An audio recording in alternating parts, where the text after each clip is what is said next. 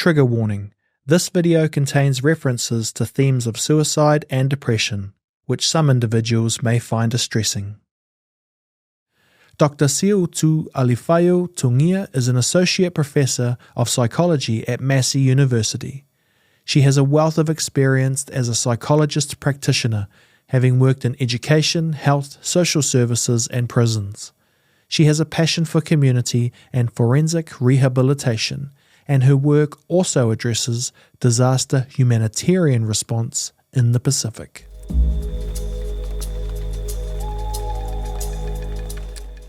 I don't usually do this on the podcast, but I want to read something you wrote. Is that all right? Yeah, sure. And I'm a recovering dyslexic, so this will be so triggering all of my inner demons. Oh, galofai. Polynesian voyages are described as the best wayfinders in history. They travelled vast distances of the ocean, of the largest ocean in the world, the Pacific, navigating only by traditional knowledge such as sun, stars, and other natural instinctive cues. Wayfinding is the process of travelling over unknown and unmarked spaces, places. This article draws on my own wayfinding journey in psychology as a Samoan woman and daughter of the Pacific, navigating on the margins of psychology in Aotearoa, New Zealand, bringing to the fore Pacific indigenous ways of knowing, being and doing to help reset the new mission of psychology for the future.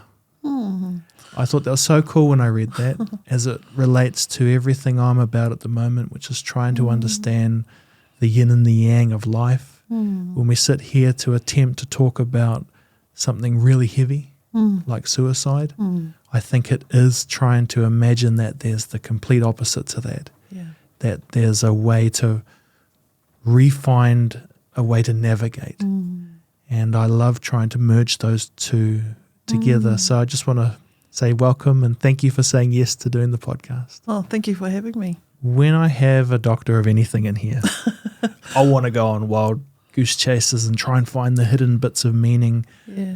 But I want to do it safely in the realms that you've spent years crafting. Could you talk a little bit about the academic work that you do? Yeah, sure. Thank you. Well, I think I probably describe myself initially as an accidental academic. Yeah, because I'm more of a practitioner by heart and by service. Like I started as a psychologist, but was really just a child of our community growing up in Papakura, under the leadership of my parents, who were ministers at that time at PIC Papakura. And then I think like maybe majority of my generation, we're really pushed to go to university and you're either a doctor or a lawyer, right? So I didn't get the grades. It was, out of failure to make it into law that I ended up doing my first year at university. And actually I really loved it. I loved, because when you're from Papakura, which is at that time was like an hour and a half bus ride away, getting out of our little township at that time and getting into a big city was like the big, big pull for me. But I stumbled across psychology in my first year because it was one of those compulsory papers in education at the time. And it sort of like perked a little bit of an interest. And so from there, that's way back now, almost 2 decades ago, I did my master's in it. My master's was looking at identity at that time. And it was really looking at how young people's youth identity is shaped by their family. And so that's essentially what I found. And I did it in surveys, questionnaires of just under 250 Samoan young people at that time. And then fast track, about 2001, I became a registered psychologist. And so now that really gives away my age and how long I've been in there. And my defining moment for academia came as a practitioner. I was probably 2 to 3 years out of my registration, working out in Otara in South Auckland at that time. And, so I thought if you get a master's, then you get the psychologist, like that's the pinnacle, right? So now I'm this practicing psychologist and people will respect me for who I am now. And even though I had the psychologist tag on, I remember sitting in the in one of the schools in Otara, sitting in the reception, and the DP came out looking for the psychologist, and I was right there in front of her, and I'm the psychologist. Did you not read the file? But on the file, Right. it actually, the referral was for jungle-like behaviour. And I thought, what? It's post-2000, jungle-like behaviour. Anyway, as it turns out, the young boy's mum had been deported, and the father had gone back to the island to help sort out the papers. So my first thing to do was to actually go home. So I went to the home, and it was the grandparents, had nothing, So essentially I went home, packed up anything that I could, bring all the food, and just, it stuck with me, that case though. Because I thought, okay, number one, even though I've got a psychologist, the one thing that school wanted me to do was actually just do a whisk. They just wanted me to assess the boy out of it to get the funding so they could get a behavioural support worker. Right. But my first thought was, even if I become the psychologist, it's not going to stop there. And then probably 5 years on, I still found like I was going around this merry-go-round. And that's what led me to go back into doing a PhD, because I didn't actually have a really good master's experience. And so I didn't think that I was an academic at all. I just thought, oh God, it's just for people who who do these grand pursuits. But I think not only was I an accidental academic, I became I was out of frustration with the practice, frustration with cases that kept coming my way, that I thought, oh, how come I keep picking these up? Isn't there something with my colleagues? Why aren't they doing it? And so I actually was quite frustrated at my non-Pasifika colleagues, and I always used to put it down to racism, and I thought, God, these guys that just don't get who we are. And then when I went back to do my doctorate at Monash, I realised when I went into psychology and started to unpack our own discipline, I thought, oh my gosh, the history of psychology and where it comes from, no wonder I'm at this dilemma. It really culturally doesn't sit with who I am, because I wasn't even in the foundation of that whole discipline knowledge when it was forming. So that's why it's such at a juncture. And so I guess that's what my academic career has been about, really, is trying to re-inform psychology from, Pacific Indigenous. I call it Pacific Indigenous because it's about who we are from our island nations. Whether you're Samoan, Tongan, Cook Islands, we all have an island nation that we come from. Māori here, there are loads of knowledge holders of wisdom that sit within our communities, how we think, how we do things, why we do things on the daily this way. And that's really what started my journey down academia. And so I guess for the last almost decade now, I've been unpacking psychology to repackage it in a way that includes us. I think initially maybe some of my earlier peers used to think that I was anti-psychology, and they couldn't believe why I was doing psychology, and quite probably offensive, at that time, because I was quite critical of psychology. And I think at the time I didn't really understand why, but I was just frustrated. Now I can understand it through my journey in academia, recognizing that, of course, I was frustrated, because in the knowledge production of psychology, of course, who my grandparents were, how they raised me, why I did what I did was never in there. And in fact, probably over 88% of the world's way of thinking and doing is not in psychology. Because as we know today, 12% or even less of the world's population is what psychology knowledge is based on, which means we've got a plethora to draw from, right? That's wild. Yeah. And I don't think people know that.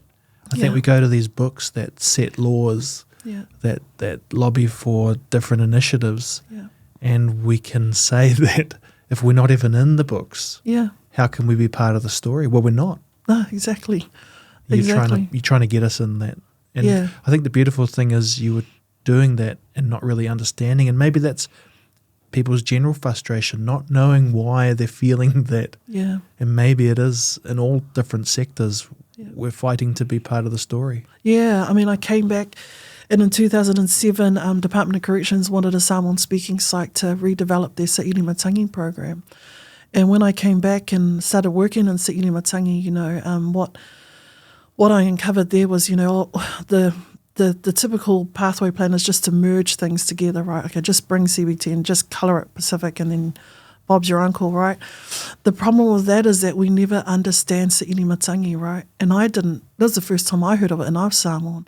So I had to go to my elders. I went to my dad. I went to the late Tōwhai Onatano Vasa. And both of them, elder males, they would say, oh, yeah, Saʻili Matangi, it's in Samoa, they say, ka kohoe Saʻili Matangi mai imbo, or like when someone is unwell, they would go and search for the right winds, right? So they would take them either to this village or they would take them to this family, and they would just sit there and they would wait for the right winds. And those right winds would come, and in effect, they would change. And I thought, oh my gosh, I almost felt like this massive chill. Even talking about it now, I still feel that, and I felt like here is the healing agent right there, Saʻili Matangi itself, that metaphor. That's where the healing is, right? So often we're jumping to, we got to, adapt your thinking to get to this point. But the thing is, when I went back to Samoa, I recognised and understood what the Samoans were saying is that we're actually others-centred. So the thing is that the talking, the way that we interact, our dialogue is really important. And actually, one of my, gurus that I go to is Vygotsky, right? He's a Russian Jew, but way back then he was talking about this crisis in psychology. And the crisis really is that we were, in the way that we were producing the knowledge, we were locating our solutions for why we do what we do, either inside the brain, so all of the matter inside, or outside. So it was all either a product of our environment, our behaviour. Some try to merge them both and say it was both. But what he was saying was like, no, okay, hang on, we got to just pull right back from that and let's just flip the whole script. Let's flip it all the way upside down.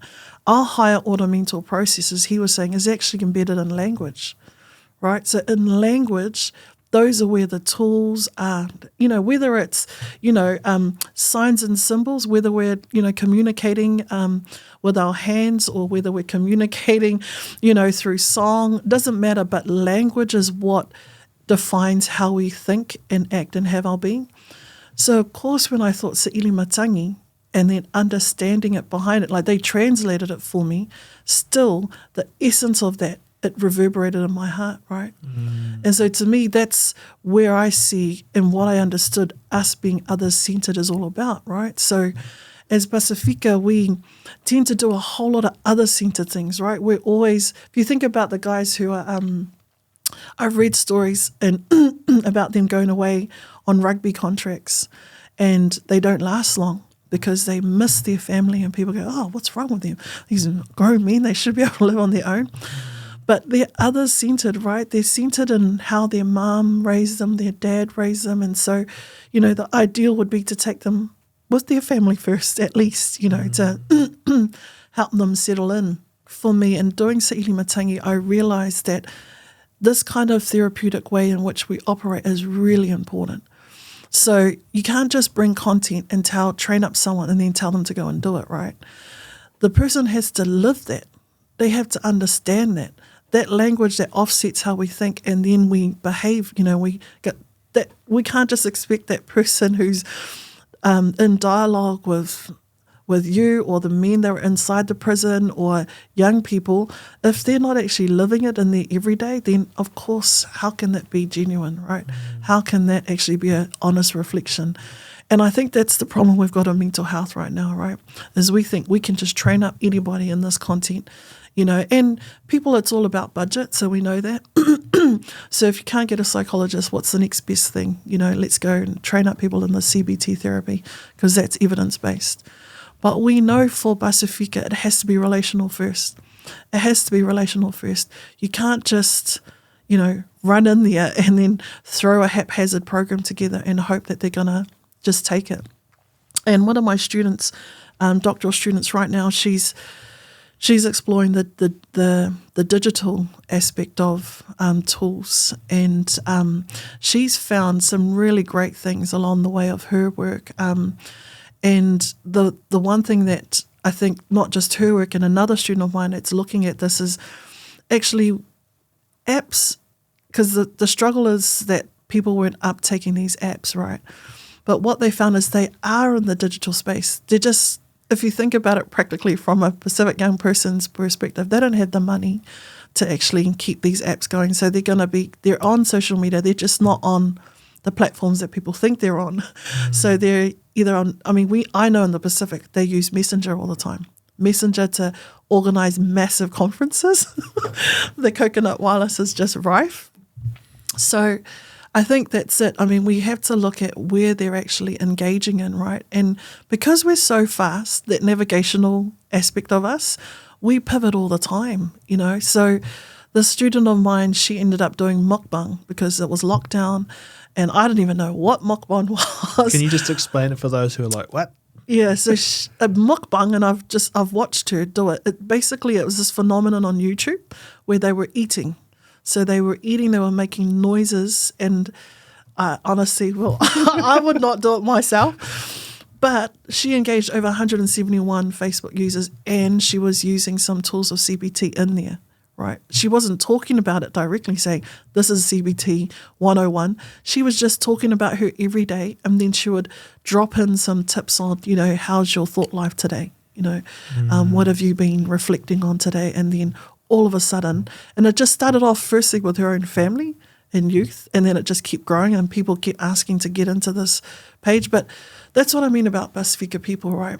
We adapt, we're versatile, the next new thing. Now, I'm pretty sure mukbang's gone, we're probably on something else, but this is what I mean about being able to be creative, stay in that creative space, do it. But our problem, I think, is that we're still stagnant, right, in the governmental funding space.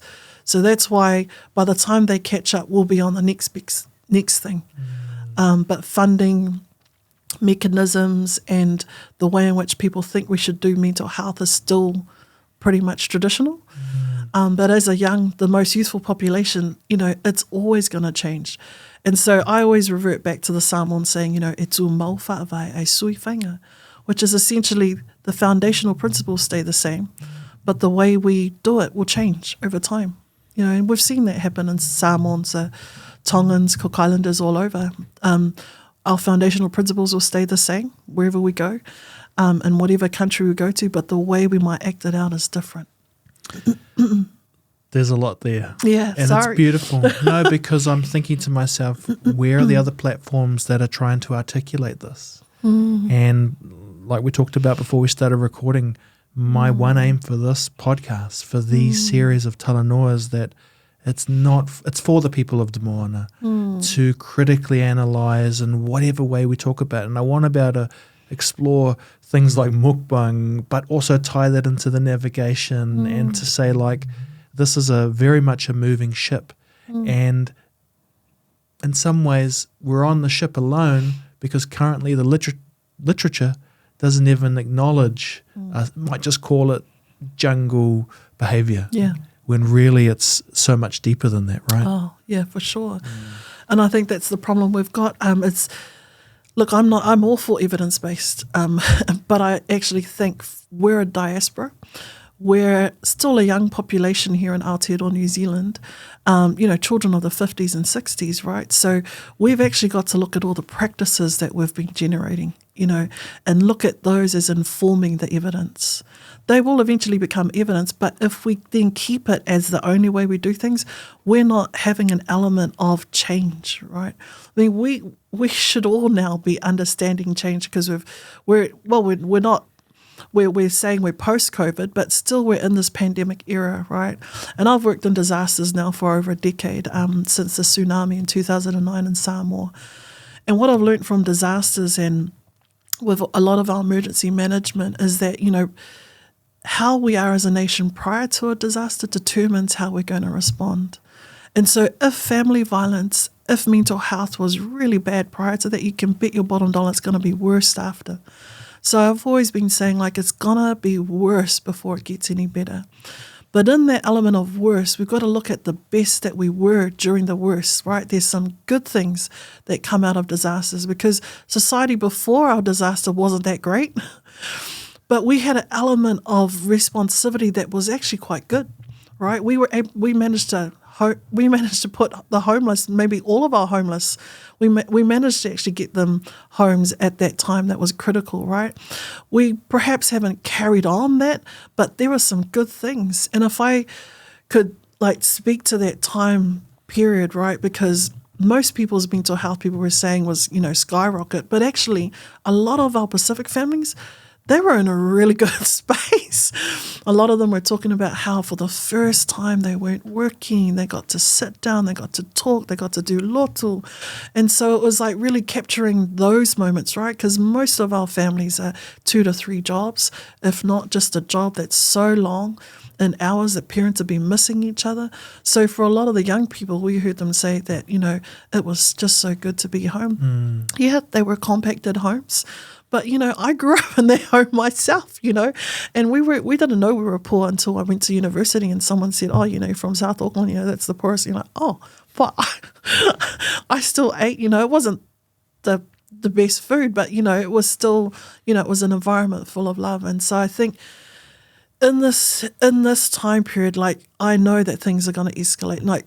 Ram raids were happening prior to COVID. Of course, they've escalated. Family violence, we just saw the worst of it on last week on Friday, and now the world sees it as well. That we've just seen the worst of that played out, and I don't know if it's going to get any better. I mean, I only hope that it gets better, but I'm prepared for it not to be. Because we're in a period of time where it's just so destabilized. But I think more so now than ever, I think we've got to come back to our family units. We've got to come back to our communities. We've got to allow our communities time to respond. We've seen, if we go back historically, pandemics have happened. People have come out. They've still carried on, right? We got to go back to what is innately human. And humans still need each other, right? They still need each other. They still need contact. So even though, yes, there's this pivot to AI, there's this whole new digital space, people are still going to need to be in relationship. They're still going to need one another. That's not going to change. History showed us that, right? So going forward, we just need to adapt to what are the tools that can keep our relationships going and going strong, right? So I think that's kind of where we need to be thinking. And I think churches have a big part to play in that. Yes, I'm a child of faith. I'm a child of that community. It's just that our churches are different, right? Our churches weren't built to be sort of that traditional church where you just come on Sunday.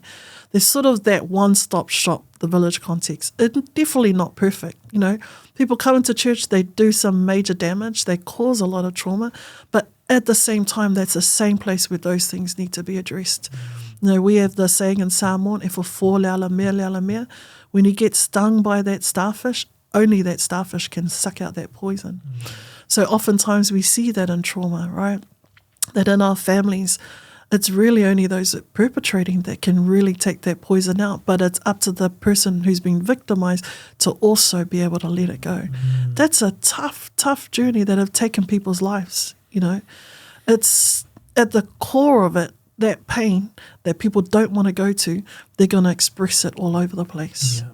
And that's the hard part. And if we talk about suicide and maybe the causing factors and the prevention side of it, do you think that still holds true, that the solutions, the pulling back from the more extreme levels of the mind where it goes when we consider suicide, that the solutions will be found in the same communities? I mean, for sure. Can we talk about that from a psychological perspective? Because I'm admitting, and I think most people admit, they don't actually know why these things happen. And of course, when you start to zoom in on it, it gets blurry and it gets very complicated. But we're all just stuck thinking, how do we help? And you get into a paralysis where you don't know what to do. And I know we want to create a show where families can find nuggets of information. I'll incorporate that.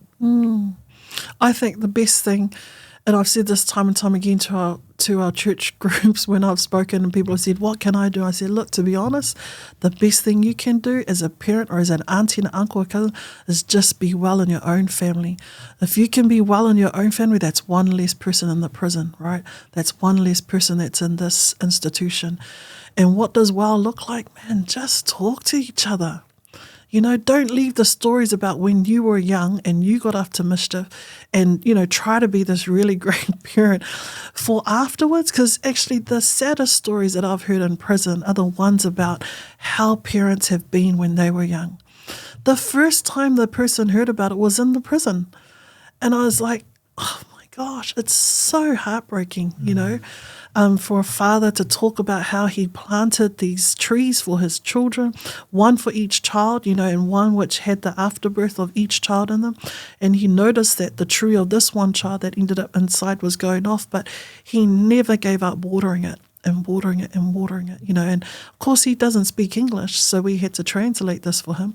As soon as the son heard that, he was just weeping. And these are our big boys, you know, these are our big muscle, the guys that, you know, do the front jobs. But, you know, it's these sorts of things that I'm encouraging our parents. You know, we've got a lot of traditional parents. I'm from a traditional church. You know, people will think that they're staunch.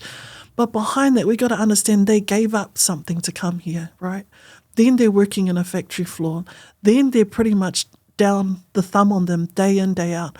But if they were in their village, they would be a mate in their village, or they would be an elder in their village. They would be respected. So, of course, when they're coming home, they're taking that out on their families, right? I see. And what we're trying to do is reconnect them back to their own children by encouraging them. Just talk to your children about what it was like for you when you were young.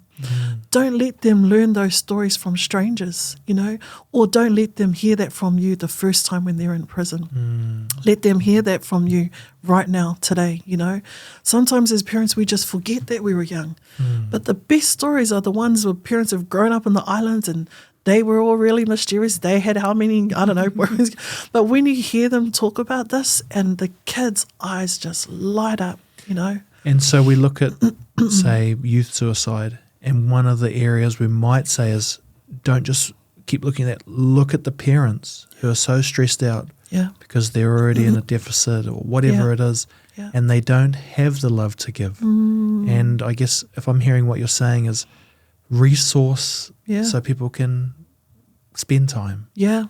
I mean, respite care, where are our respite houses, right? We have this...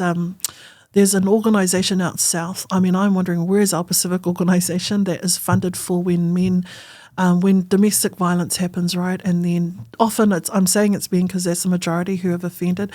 They need some respite. So there's these houses, but they're not, we know that the majority are Māori and Pacific, but it's not a Pacific provider that's doing that, right? So where's that kind of service for our families, right? Or just respite.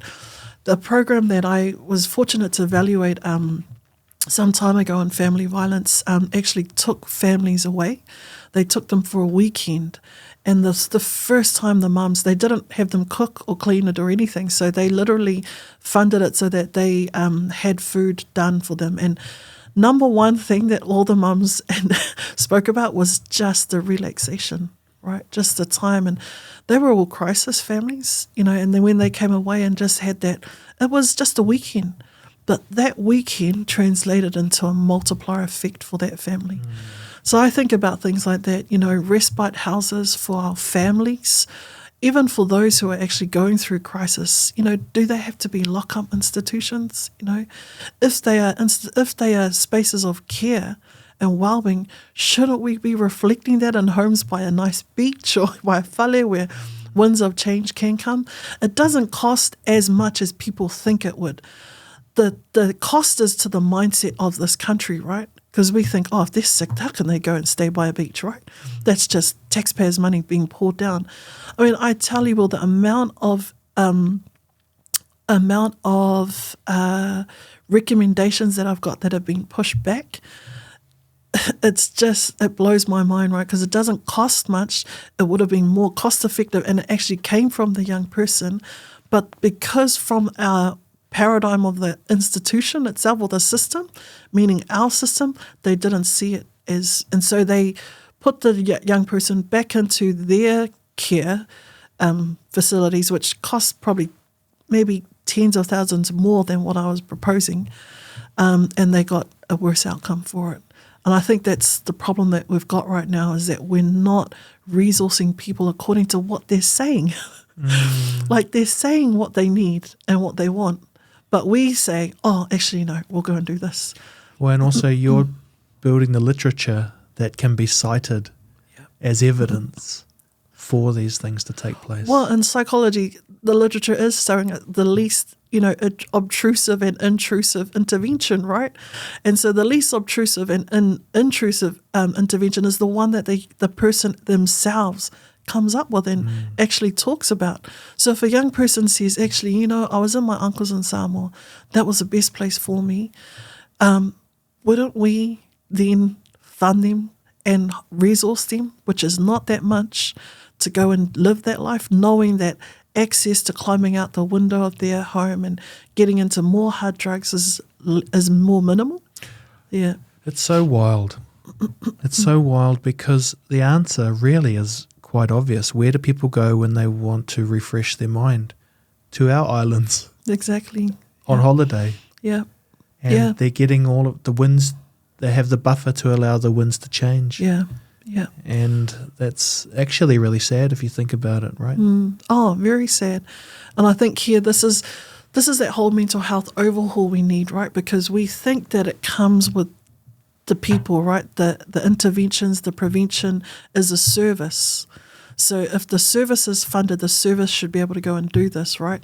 But we all know the service is just as equally destructive, because they're not actually, the majority of our crisis responders are in the church.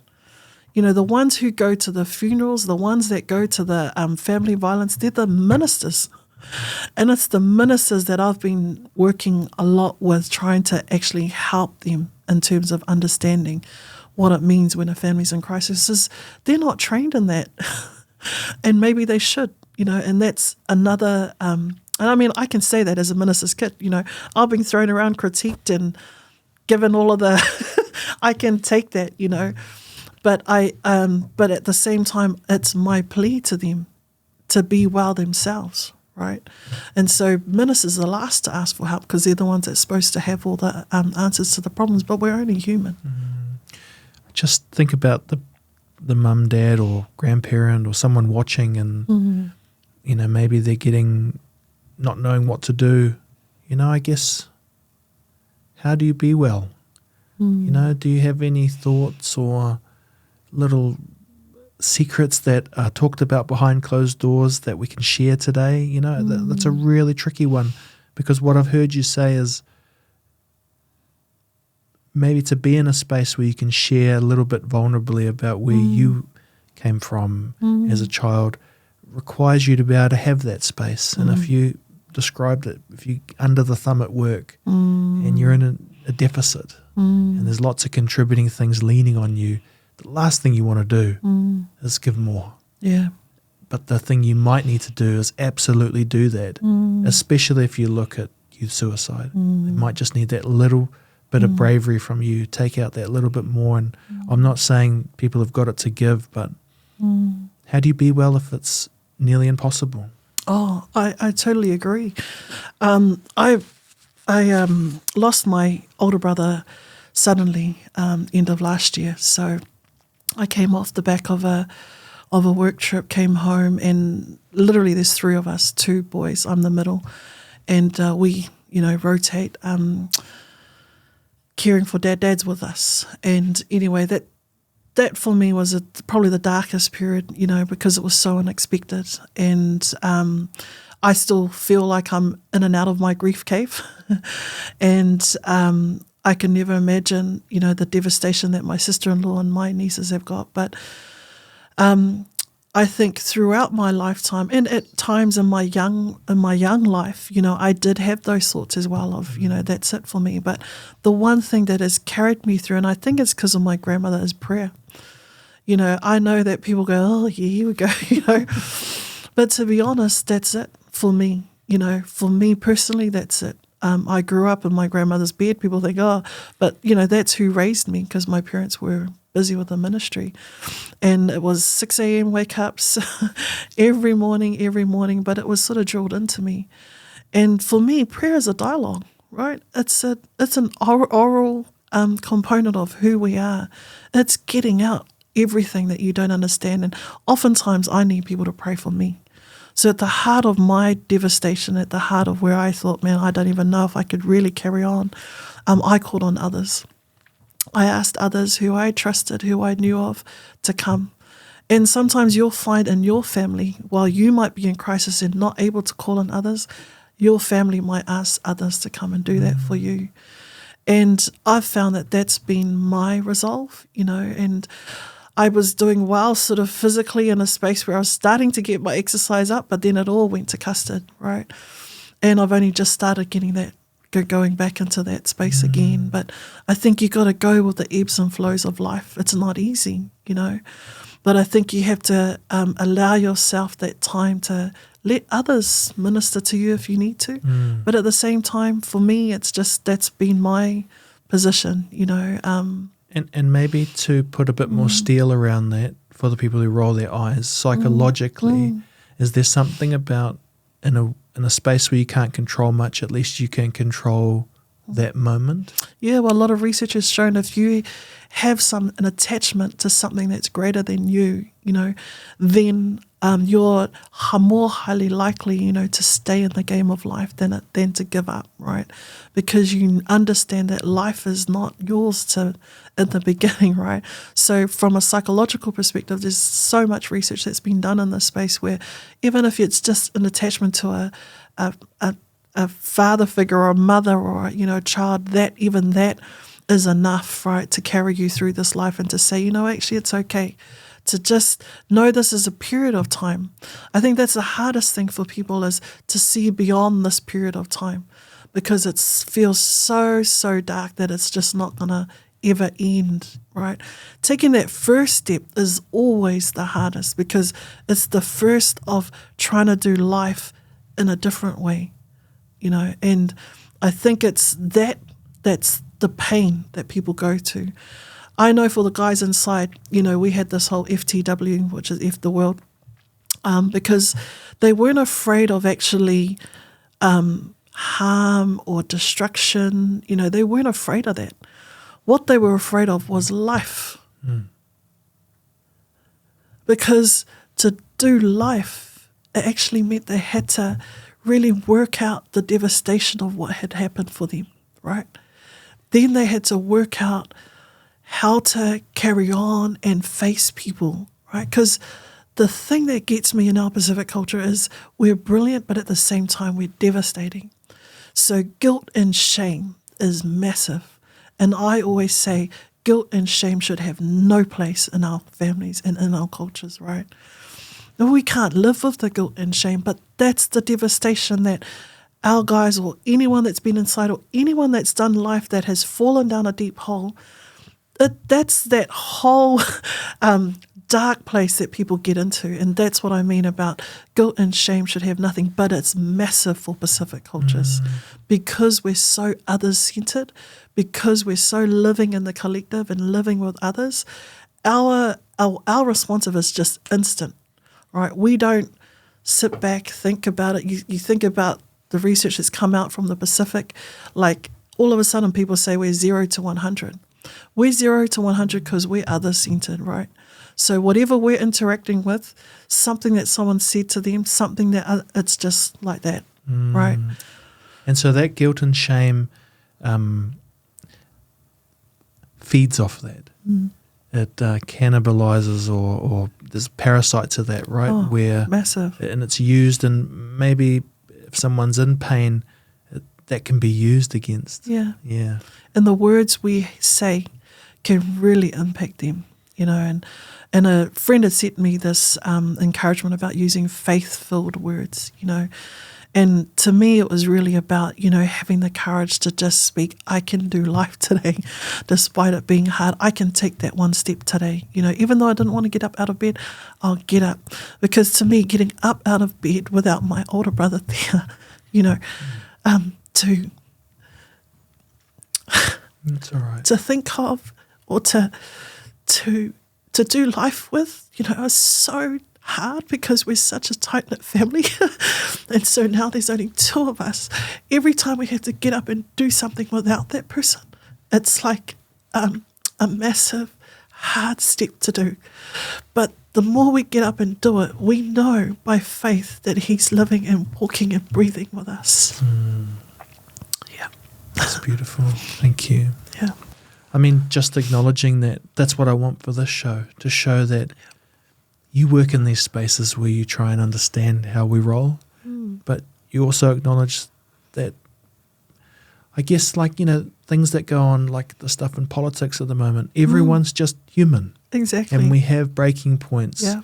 And I guess I'd like to acknowledge the fact that many of our Pacific are at breaking point. Yeah. And that these are some of the reasons why that can be explained. And I just really admire and thank you for championing the academic side to fit with what's happening in the real world. Yeah. And I mean, are there lots of versions of you out there? Is this like a... Well, that's my hope and my goal, which is why I really focused on building a pipeline for psychology in Massey. At the moment, I have probably around 12 postgraduate students, around 7 who are doing their doctorates in psychology, and that whole goal of mine was to really multiply the workforce, right, and change the knowledge base. So all of the stuff they're doing in the research space is really trying to capture the practices, right? So capture the bookmarks and capture the innovation that's happening, and then that just adds to all of that research, right? And now that becomes our evidence to inform the way we might do psychology. It doesn't look like that traditional therapeutic center of psychology. It might be a podcast, right? It could be a mukbang. That's a therapeutic way in which our people are engaging. And because we're so other-centered, it makes sense, right, to that this virtual that these virtual platforms are taking off for us. I mean, we know that Facebook is the most used platform for the whole of the Pacific, and people go, oh, what, where's the research on why it is that we engage with it so much? We talked about, or you mentioned people on the inside reaching a point where it's easier not to engage. And if we relate that to suicide and that people are choosing that option, how are they getting there? Well, I think there's a multiplicity of factors, there's not one factor that's leading down that track, but I think, isolation, when you start to push everyone away and you're starting to just really hone in on just your own thoughts and your own ways of thinking, that's that. But as I mentioned earlier, we know for Pacific it's a 0 to 100, right? It doesn't even have to, people are thinking, how the heck did they get there, because yesterday they were really happy, today that's it, and I think that's where we need to understand this whole other-centeredness, right? Like what we are saying to each other. I know of some families whose language is so harsh, right? And to us, we think, So I think we really need to think about what are some of the ways that we're talking to each other. I know that language is not perfect for everyone, right? And whether we know in some of our most, and I know my husband's come from a school where, every second word for some of our young people and children can be, if this, if that. And for Pacific people, especially for traditional families, that's quite an offence, because I know for Samoans, ole fa'aloalo, the respect to respect. So those kinds of principles are really important, but when you have them coming up against different ones, because now we're in multiple ethnicities, like we're Pacific, our children now are either Samoan, Tongan. You can be Samoan, Tongan, Niuean, Tokelau, Tuvalu, all in one now, right?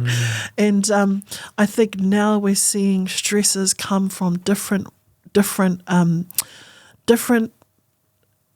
points of difference coming together. That can be really, really tough. So I think really thinking about that, I think more research needs to be done on this whole impact of other-centeredness and how our talk and our discussion and our ways of being with each other can really offset people just like that.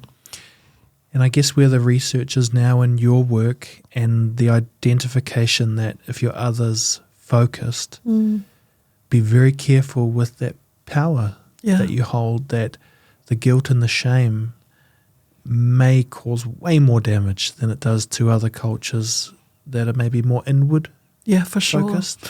I mean, you just have to look on the Facebook for Pacific to see what they like watching. It's all the dramas.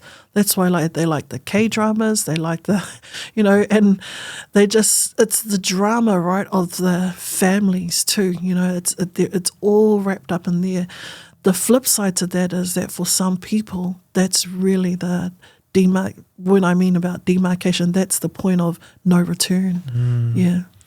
And again, what you were saying, that time to decompress needs to be really resourced and given. Yeah. Because I guess that's the opposite to that, not worrying about everyone else. Yeah. Having time to maybe focus inward, and that gets to a real psychological conversation around, I guess going to see a counsellor or feeling brave enough to do something for you, not feeling guilty that you're not doing things for others. So. Yeah. I can't stress that more enough, is the guilt and shame.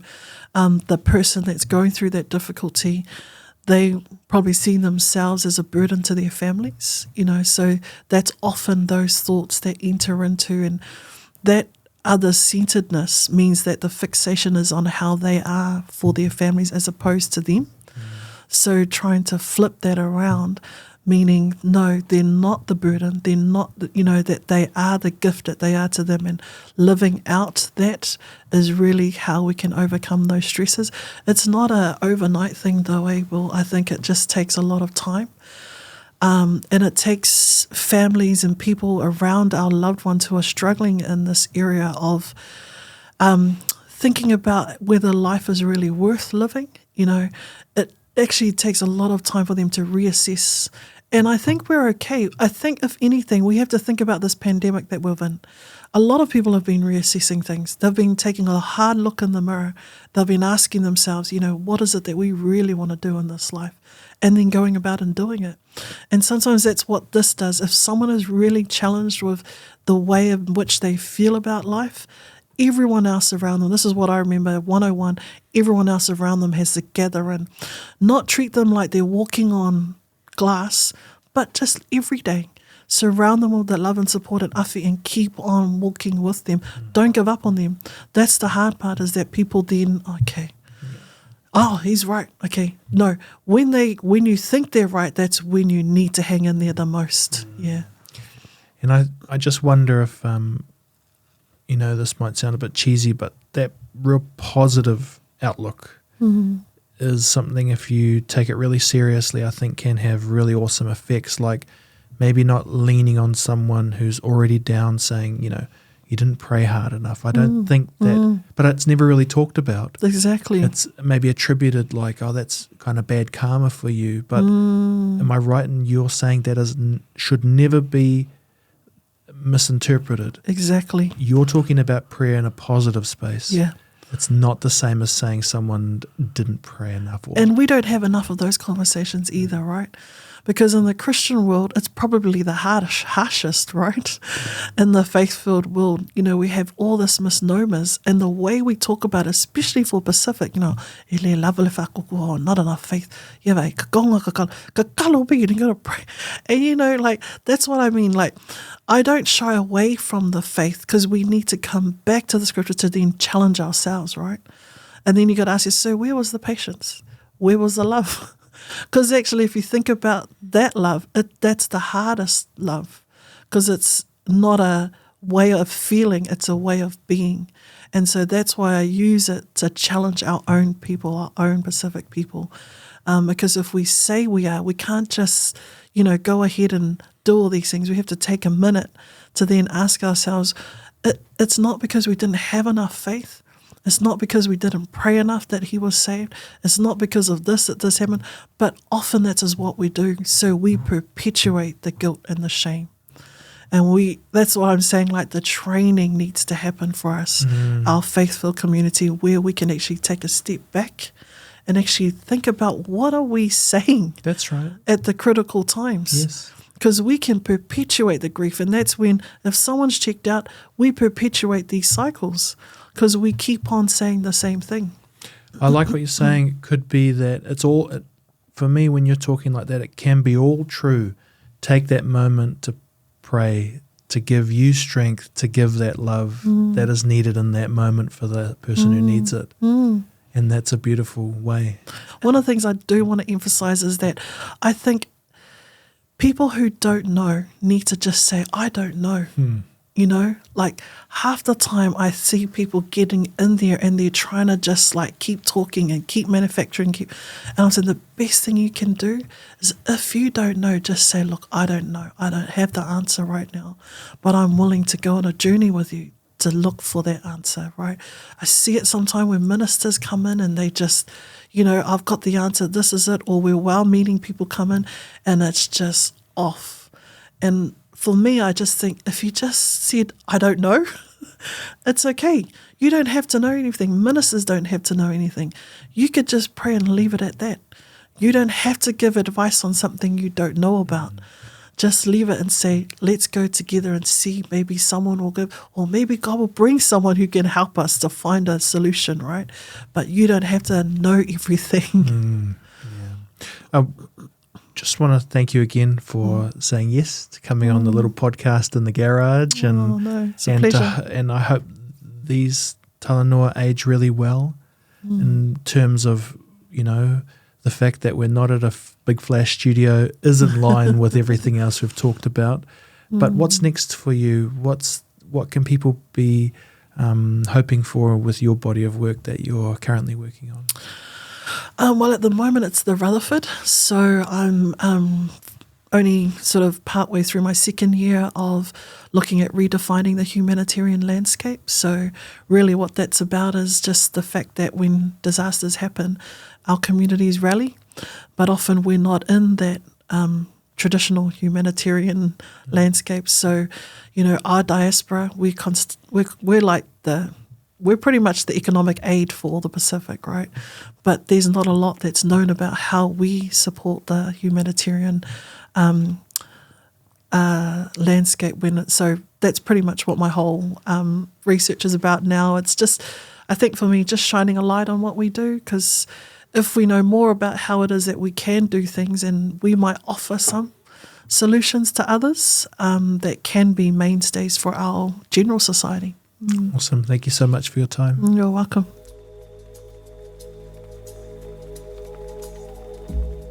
If you think you or someone you know may be at immediate risk, call 111 or connect to the following services to get help. Text the Need to Talk Helpline on 1737. Call the Depression Helpline on 0800 111 757 or text 4202. If you would like more information on suicide prevention training and education, visit LEVAR on www.leva.co.nz.